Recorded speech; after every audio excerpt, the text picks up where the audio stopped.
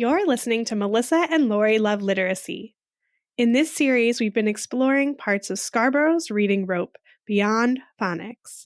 Today, we're going to connect all of the parts of the rope to comprehension with Doug Fisher. You might think that comprehension is a skill to practice, when really, it's an outcome. Welcome, teacher friend. I'm Lori. And I'm Melissa. We are two literacy educators in Baltimore. We want the best for all kids, and we know you do too.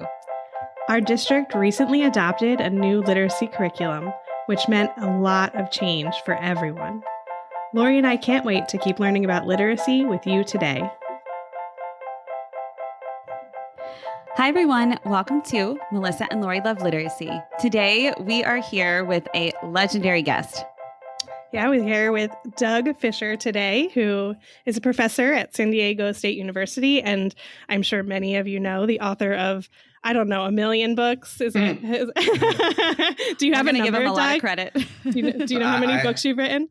I don't know. Welcome to the podcast, Doug. How are you? I'm great, thanks. Thanks for the invitation. Yeah. Well, I feel like you've seemingly, and probably actually have, but studied literally every topic in education for I don't even know how long. You could probably tell us that, but I don't know if you remember this moment in time. Melissa's going to share more, but you ran into her at a conference about 10 years ago, or I probably should say she ran into you, or maybe found you. Yeah, I am sure you do not remember this, but it is like a highlight of my education career. It was 10 years ago. So I was a younger teacher, and I'm sure read one of your books at the time and saw you at the conference, and we found you, a bunch of friends and we found you, and we were really, really excited to ask you like a burning question, and we wanted to know what you were going to say. So we actually asked you, like, what do you think is going to be the biggest shift in reading instruction in the next 10 years? What do you think is going to change? And you told us at the time it was about text leveling, and that we shouldn't be necessarily leveling by the letters, and doing that kind of guided reading. And at the time we were like, Doug Fisher's a little crazy. Of course we do guided reading. And that's just a memory that's has stuck out to me for a long time, especially as that actually started to come to fruition. And I was like, yeah. Doug Fisher was right.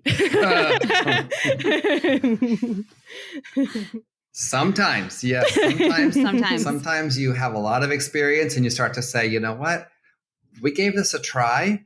It was logical and it's not working, so we need to stop. Mm-hmm. And I think that's the sign of a profession, is when you're willing to say, the best evidence we have right now directs us in this way.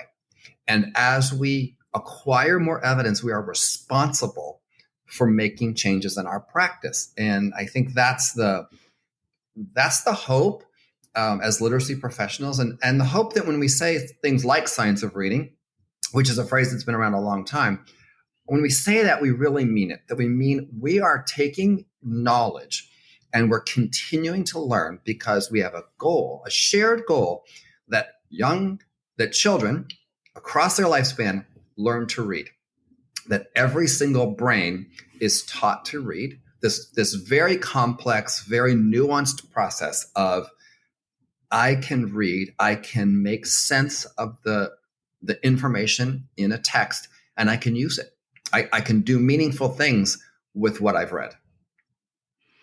Which is that's the goal. That's a perfect segue into what we're talking about today. So we know the ultimate goal of reading is comprehension, and we've been doing a podcast series on the different parts of the reading rope and exploring how these parts lead to comprehension, but we're going to bring it all together today. And we're going to think about comprehension as the outcome of all of those parts.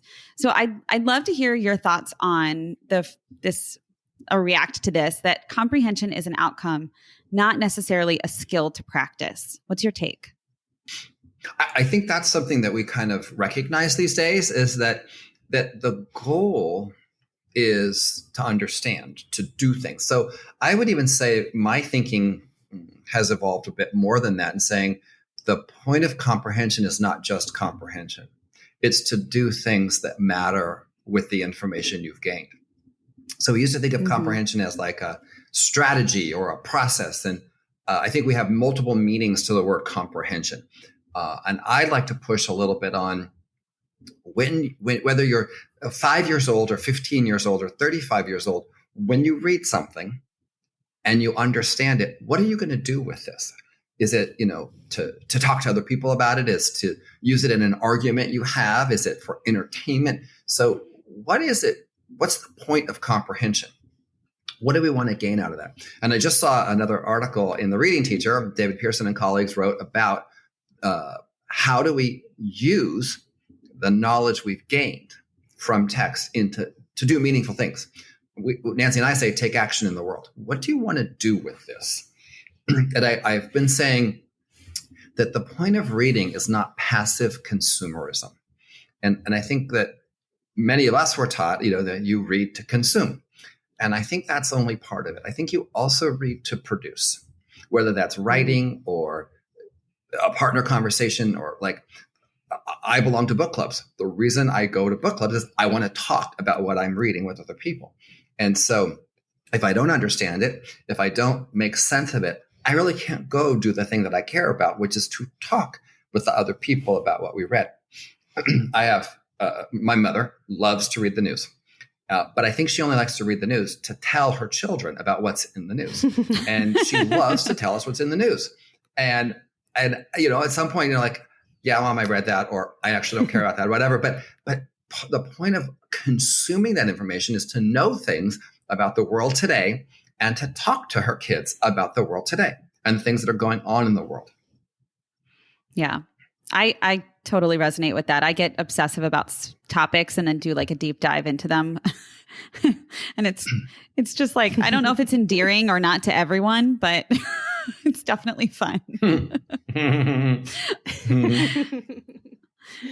All right. So we thought it might be fun to explore how like each part of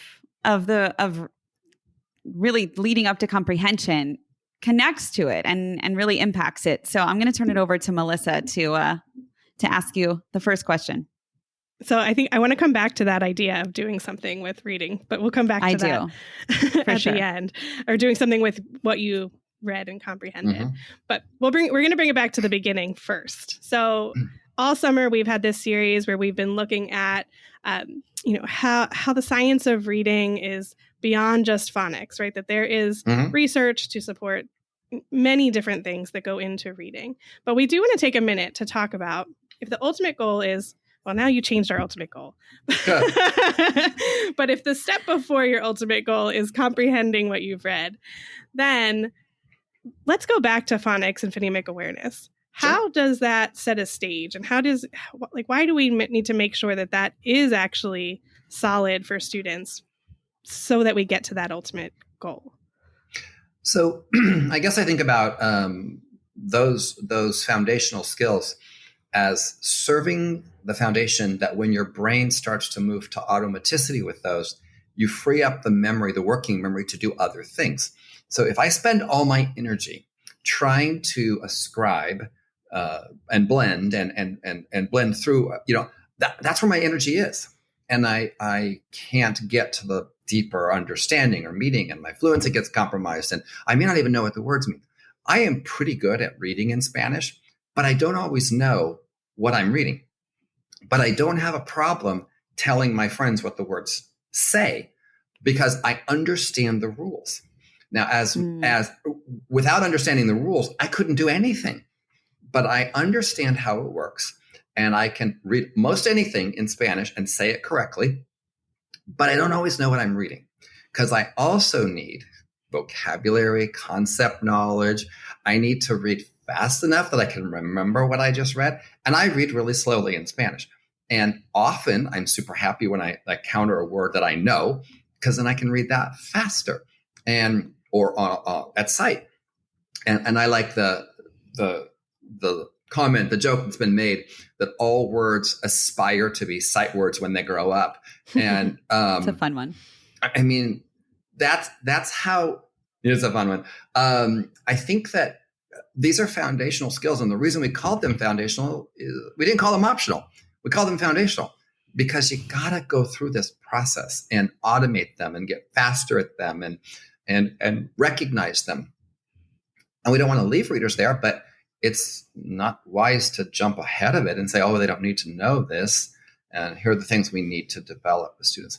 I think that the more interesting conversations around that are the scope and sequence, how they develop. Unfortunately, I'm still seeing, letter of the week stuff. Now, I thought we already knew that we don't spend a whole week on a letter, but I'm still seeing some places where it's, 26 weeks to learn your letters. That's going to place you at risk. And what, at what level do you see that, Doug? Is that kindergarten? Yeah, I'm still seeing TK, what we call transitional kindergarten and kindergarten letter of the week. And I mean, there's plenty of evidence in alphabetics that that's not really necessary. I still have classrooms that I see that we're teaching alphabetic, like A the first week, B the first next week, C. Oh, wow. Oh, Wow. I mean, jinx. And I think these are well-meaning, well-intended teachers who just don't yet know there's other ways to do this. And the expectation that it takes 26 weeks to learn your letters. Can you give a quick? Yeah. Sorry. I was just going to say, can you give a quick, what should we be doing in case someone listening doesn't know? Yeah. So I guess the best evidence is around at least a day or more letters. Some letters don't require an entire day, and that we should be cycling through them. And we should be going to, through letter recognition, what the sounds of the letters, the blends of those letters, and we're cycling through them. And then, like Ray Reitzel has studied a lot about what is the right way to teach alphabetics. And, he's got these 6 conditions and it's not alphabetical order. It's, with frequency, it's with the letters in your names of the kids in the class. I mean, he's got this whole system of here's how letters develop. Letter recognition knowledge develops, alphabetics. So Nancy Fry and I have a project, an early childhood project in the Republic of Georgia, the country of Georgia. Their graphemes they're very different from ours. And I don't recognize them. So I am starting to learn the letters because I spend enough time there. And it takes a while because the formation looks different from what I learned. And so I'm not going to be able to do much else if I don't know what the letters of the alphabet are. I see signs all around when I go to Georgia.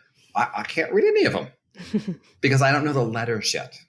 As I start to learn them, I'm starting to recognize certain words. Oh, that means this. That means this. And so, again, I'll leave it. It's important. It's foundational. And we called it that for a reason. Yeah, good point. I like that. They're separate strands in the standards too, right? And they're meant to be taught till mastery. And you're right, they're foundational for a reason. They're meant to be taught to quote mastery, which differ kind of into the other pieces that we're going to talk about, which I'd love to dive into vocabulary and think about the connection between vocabulary and comprehension. And I'd also love to hear your thoughts on, can you teach vocabulary to mastery? And what does that mean? We get so many vocabulary questions on this podcast. Oh, I bet. Well, vocabulary is a significant predictor to whether or not you understand what you read. And people recognize that. The problem is there's so many words. You'd have to teach hundreds of words a day.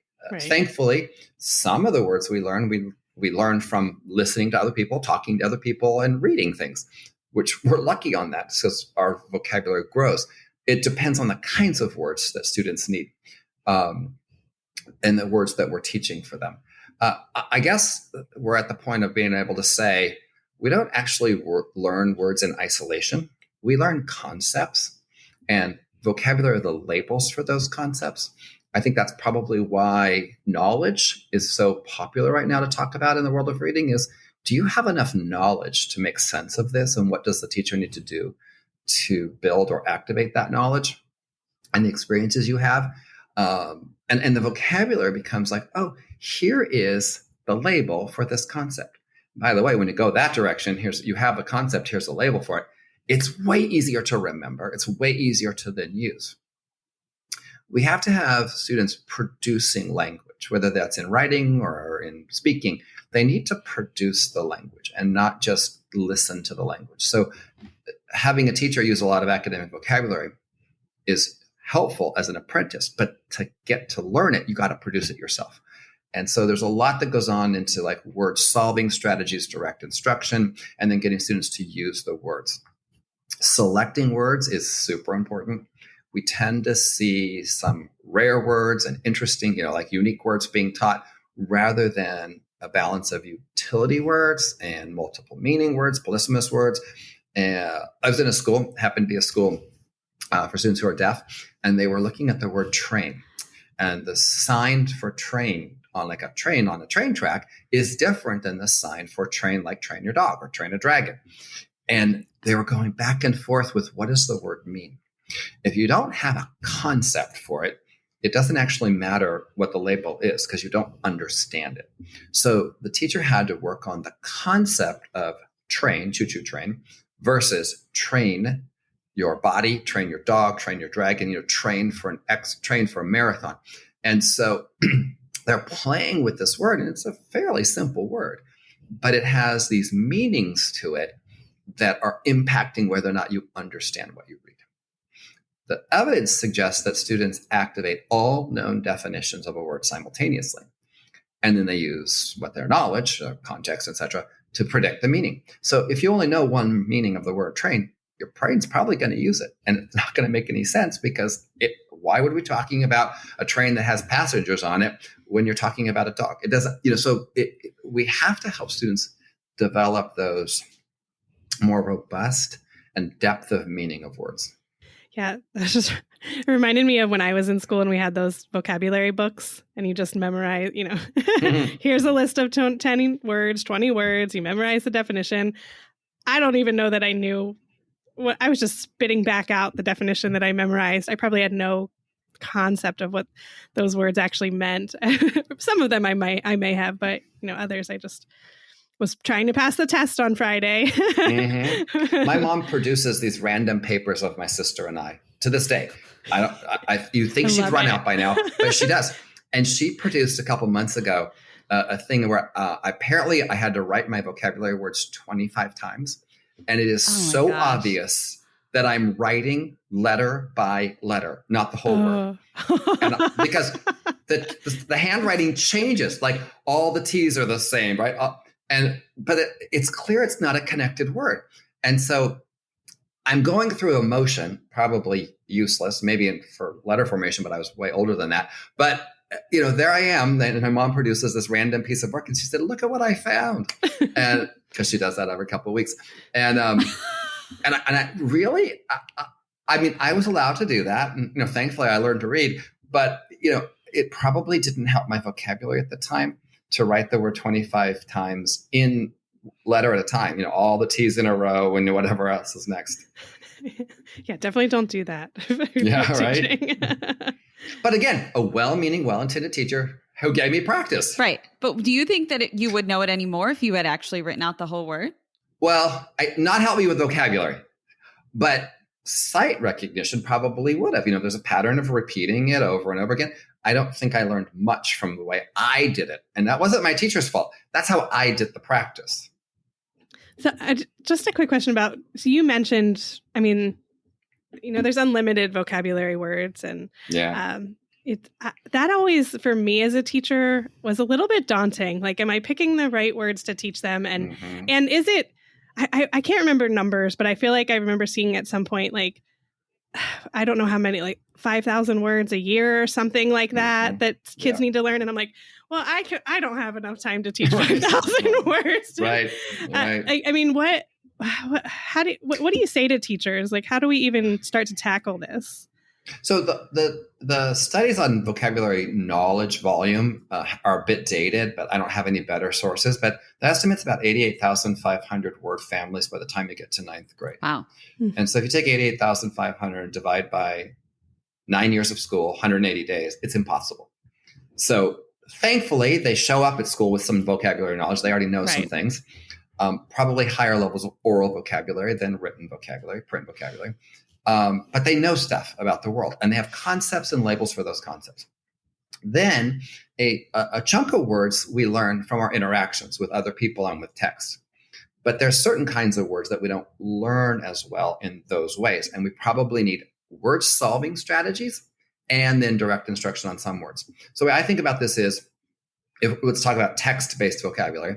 If I look at a piece of text and the author has planned with context clues, or the words have parts, morphology that have been previously taught and learned, I should show students how to solve for unknown words. If that's not possible and the word is important, if it's a one-time word and you don't need it ever again, I'm going to tell you what it means and we're going to move on. But if it's going to be an important word, then I probably need to move into direct instruction. But again, if the piece of text has high levels of context or familiar morphology, then I'm going to focus on word solving. And as teachers, we have to decide, is this a time to teach students how to figure out unknown words using resources, or is this a direct instruction word?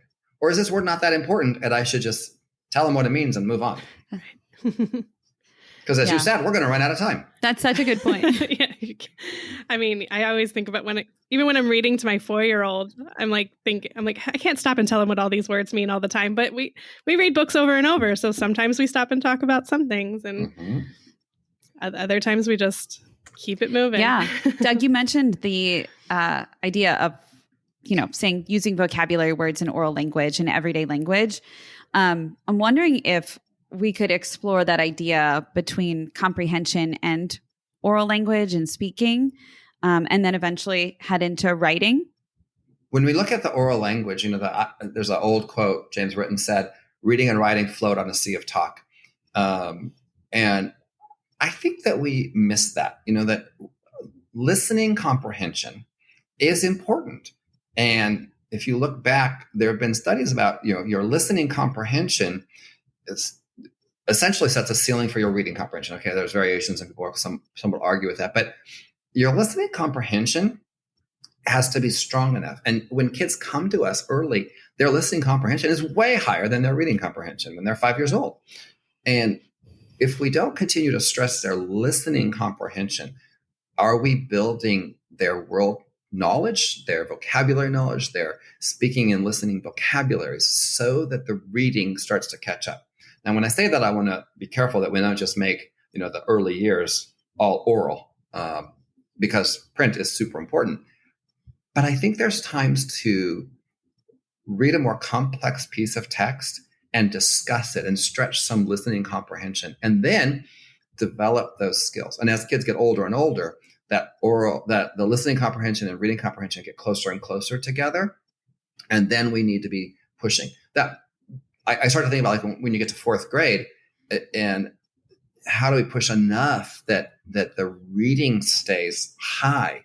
That people talk about the 4th grade slump, and there's all kinds of theories about why that occurs, and is it the transition to more information? There's all kinds of people talking about this, and we don't really have a solid answer on it. But could it also be that we haven't spent enough time on growing listening comprehension while reading comprehension is growing? In that speaking and listening brain.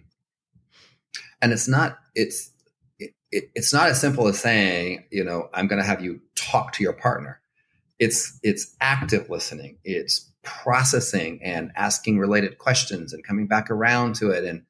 And essentially you're developing some of the verbal reasoning skills that happen verbally first before they occur through print.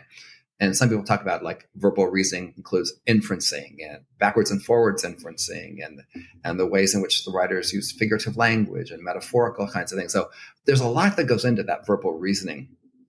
And it's the thinking through and using what's happening in the text to make these logical inferences about what's happening. And like we said, we can't teach all the vocabulary. The writer can't tell us everything. There has to be some amount of, I'm going to imply this, you're going to infer it. The writer implies, the reader infers, and that we're thinking through. I have this image in my mind of, I don't even know where I saw this years ago. Maybe it was in a book you wrote. Who knows? There's the leveling out of listening comprehension to silent reading comprehension. Does that happen? Like you mentioned 4th grade. I thought that I had read it was 6th grade. Not that it actually matters, but I'm just curious. Do you have it? Do you have like a time? Yeah. So I think that's the strict study. I think it's 1984, and it was included in the Common Core standards in the appendix. And it shows like, here's your listening comprehension, and they start to go like this. And you'll see the gap closure, and it gets almost the same in grade 8, but it's super close in grade 6. And then the worry on that is if your line is going up with listening comprehension, but you don't teach listening comprehension and you flatten the line, let's say you flatten the line in grade 3 and there's no more listening comprehension and it's flattened, can reading ever go above that? That's the debate that we're having right now about oral language and listening comprehension, is if we stop some stretching, and I think there's some natural development in this and there's some intentional instruction required, but if we don't push listening comprehension, let's say it fades off at grade 3 or 4 or something, and let's say it ends at this flat level, can reading ever go higher than that? And that's the kind of the question that we have about what role should oral language and listening comprehension play in the teaching of reading. Yeah, that's actually, I was going to ask you about read alouds. You know, I think I've heard that debate all the time, especially that 3rd through 6th grade band always is like, do we keep reading aloud to students? Is it, you know, when do we stop reading aloud? And I think today we would say we would call it more of an interactive read aloud. Mm-hmm. So it's not simply listening to your teacher read. That's a good point. It's an interaction we have as the teacher reads. And probably the reading is more complex than students can do on their own. And we're having some conversation about it. And it should not eclipse the other forms of reading instruction that are occurring, but should serve to complement in these doses of students having to process bigger ideas than they may be able to do on their own.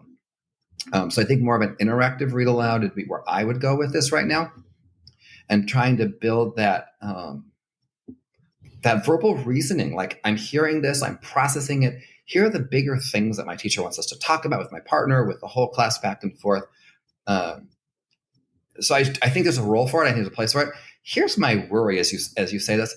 So lots of instructional materials come with audio recordings, and they were originally designed for kids who struggle with reading. Mm-hmm. What I'm seeing a lot now is that the whole class is listening to the digital recording and not their teacher. And I understand, we all get tired and things like that, but there's a passion that we bring as the reader that is hard on the digital recording. And so I think there's I'm reading with expression and animation. And then I pause and say, okay, what is going on here? What just happened? And turn to your partner, because we have to unpack this. This is some confusing stuff that just happened. The dynamism that a teacher can bring in that, based on my relationship with the students and the energy that I have, is a different dynamic than listening to it on a digital recording. Yeah. And so I think we've overused the digital recordings that were designed for support for some students. And now they've become I'm going to turn on the recording and let the students listen. And the idea is these are professional readers. And I appreciate the fluency model. Yet I worry that the dynamism, the passion, the way that your teacher who you adore reads to you is compromised.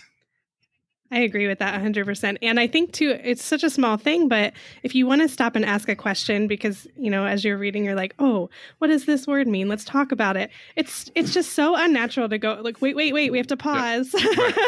I'm going to back it up a little bit so you can hear it again.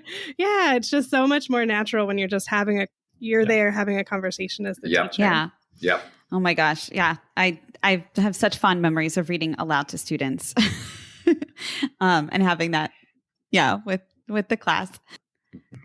I was going to flash back to 4th grade and the books that Nancy and I were reading, this group of 4th graders, and that we read a series of books, and all of a sudden they're like, this one kid, Tina, said, "Is this dog going to die too? You keep reading us books where the dogs die." Like, I have been reading dead dog books. That's like a genre, I guess. It is definitely for older elementary. I feel like right. There's a whole collection of dead dog books, right? And so I'm like, oh, I better trade this out because this dog's going to die too. So So, but I mean, when they're comprehending and they're starting to make these predictions and they're inferencing, and that's a simple one. I don't mean to suggest that was a complex inference, but just the idea that my brain is right there with my teacher and my brain is processing this information. That is so funny. Yeah. It makes me think of a book I was reading with my daughter, and she was like, I can't read this one anymore. We can't read it. We're done. We're stopping here. And I was like, why? She's like, I know the dog's going to die. I just know it. And I'm not reading anymore. I was like, fine. I guess we can come back to it like in a year from now if you want to. When you're ready. I don't know.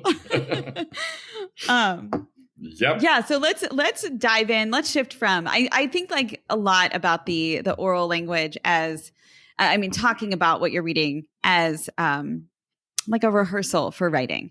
And I'm wondering if you might be able to talk a little bit about writing and probably extend what I said in several different ways, but I'll hand it over to you.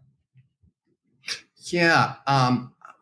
People talk about writing as the flip side of the reading coin. And I think there's a relationship between reading and writing.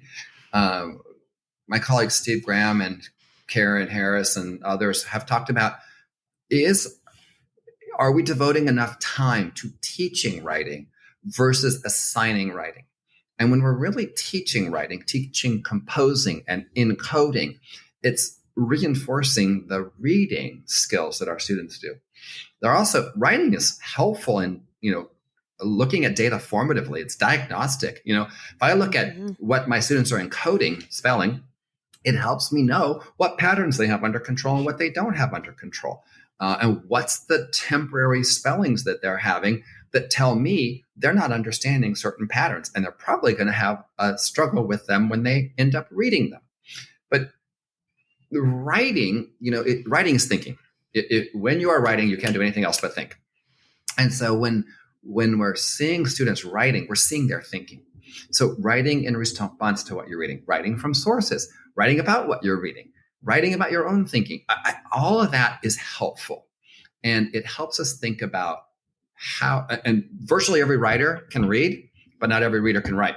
And so I think there's a dosage of writing instruction that we need, and we should be considering the ways in which writing influence reading and the skills that we all want to combine together, that we want to weave together, bond together to create strong readers.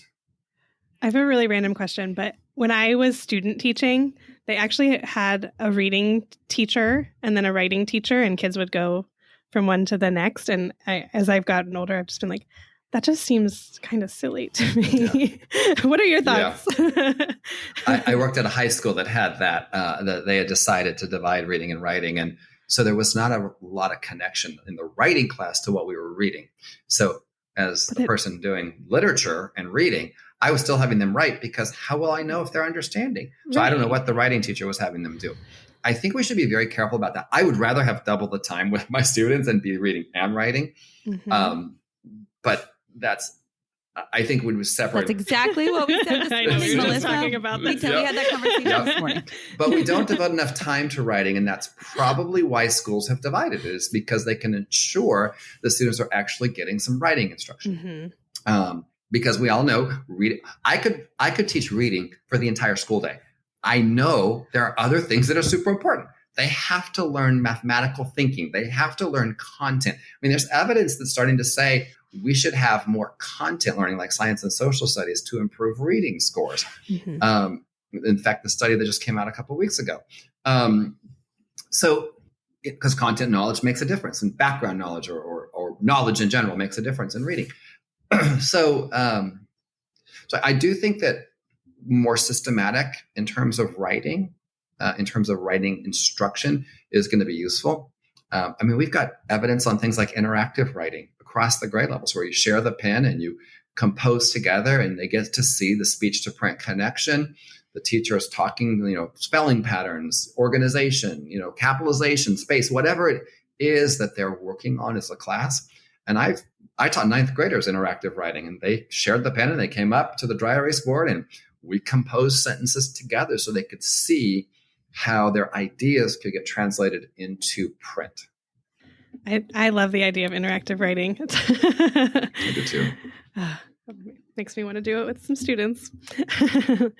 I'm going to bring us back to, we started the conversation around comprehension being more of an outcome, but you've mentioned a few things along the way of, inferences, verbal reasoning, some, we talked about it more in the oral language, but I'm wondering in written language too, are there, even though comprehension is the outcome and so many things play a part in getting to the place where you understand what you've read, are there specific things we need to also teach students about how to comprehend a text? And these are things that come up that we have to show you how to get through them.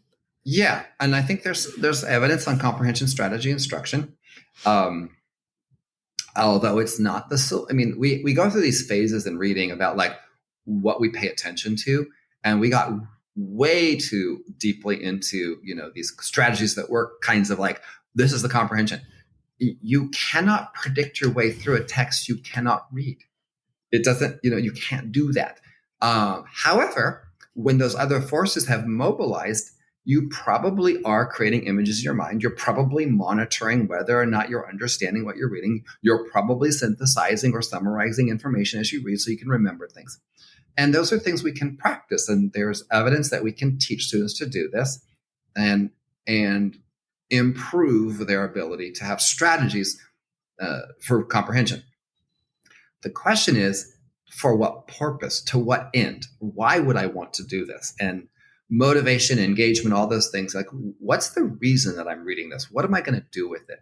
So we talk about, what does a text inspire you to do? Like at the end of a really, like if we're really into a piece of text, at the end of it, what are you inspired to do based on this text? And maybe different students have different ideas of what they're inspired to do. And maybe some want to write and some want to make presentations and some want to have a debate. But are there times where we can open the door a bit and allow students to be inspired based on what they're reading versus we only can have one assignment to demonstrate your understanding? Okay, so I would love to think about being really practical and thinking about how teachers can apply what we talked about today in their classrooms. So I would love to hear your top 3 recommendations based on what we discussed today. Like, what would you say to a teacher who's looking to implement something in their classroom tomorrow? I think we've underappreciated the role of knowledge and building knowledge that includes labels for that. And that occurs across grade levels. We have to build knowledge with students and the labels for that knowledge. Second, I would say we have to recognize, understand that all of these components of reading literacy get woven together, and we need to be developing all of them. I mean, we should be thinking about verbal reasoning with kindergartners. We should be thinking about fluency as they learn to recognize the words and start to see patterns. All of that gets woven together, and we have to make sure. So I have to be careful with this because different grade levels have different areas of emphasis and focus, but they're woven together and in meaningful ways that help students say, I'm getting it now. I'm feeling good about this. I want students to experience success with reading. I want students to say, this is cool. I'm getting information. This is interesting. Rather than saying, this is drudgery, it's painful, and I hate doing this. I want students to have some joy and some experience with reading. And I want them to see there's a utility to it. We read things to find things out that help us be better at something.